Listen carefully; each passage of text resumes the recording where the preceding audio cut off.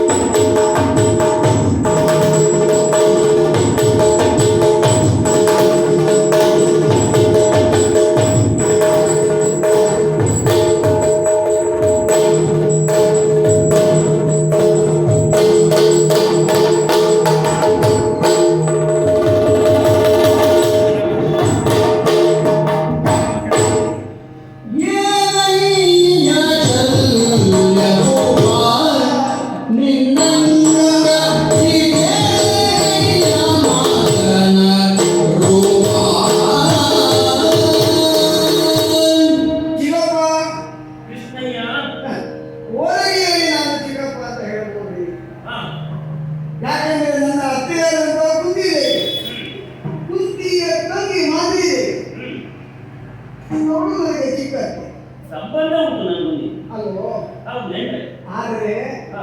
ಈ ರಣರಂಗದಲ್ಲಿ ಅಷ್ಟಕ್ಕೆ ಸೀಮಿತ ಆಗಿಟ್ಟುಕೊಳ್ಳಿಕ್ಕೆ ಆಗುವುದಿಲ್ಲ. ರಣಕ್ಷೇತ್ರದಲ್ಲಿ ಸಂಬಂಧಕ್ಕೆ ಅರ್ಥವೇ ಇಲ್ಲ. ಅಷ್ಟೇ ಅಲ್ಲ, ಹಾ. ಅಷ್ಟೇ ಅಲ್ಲ, ಚಿಕ್ಕಪ್ಪನ